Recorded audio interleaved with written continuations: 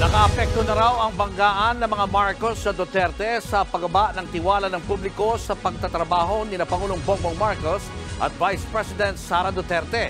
Nasa frontline ng balitang yan si Maricel Halili. Parehong bumaba ang performance at trust ratings ni Pangulong Bongbong Marcos at Vice President Sara Duterte base sa Pulse Asia survey nitong Marso.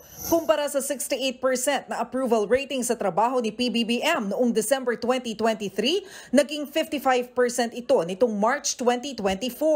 Habang si VP Sara bumaba sa 67% ang dating 74% niyang approval sa kanyang performance. Sa usapin naman ng trust o tiwala, 16 na percentage points ang nabawa sa dating 73% trust rating ni Pangulong Marcos. 57% na ito ngayon. Si VP Sara naman, naka 71% mula sa dating 78%. Kapansin-pansing mas malaki ang ibinaba ni PBBM kumpara kay VP Sara.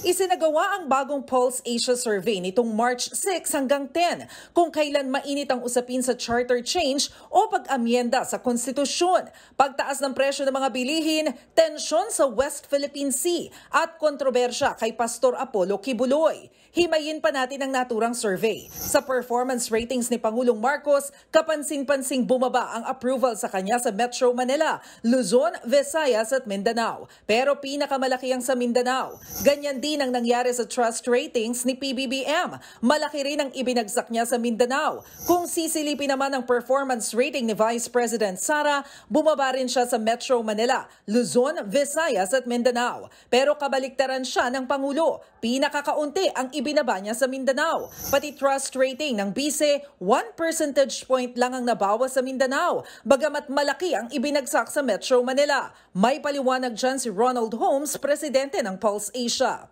Dito nga makikita mo, maaaring naka-apekto din yung sinasabing banggaan ng mga Duterte at Marcos sa pagbaba ng tiwala ng mamamayan kay Presidente Marcos, kasi nananatili yung tiwala kay Sara sa Mindanao pero kay Bongbong Marcos ay bumaba. Habang wala pang pahayag tungkol sa Pulse Asia survey ang Malacanang, pinangunahan kanina ni Pangulong Marcos ang full cabinet meeting sa palasyo. Ito ang ika-16 na cabinet meeting ni PBBM. Nagbabalita mula sa Frontline, Maricel Halili, News 5. Mga kapatid, Julius Babaw po. Iba na ang may alam at may pakialam sa panahon ngayon. Para sa Frontline ng mga balita, mag-follow at mag-subscribe sa social media pages ng News 5.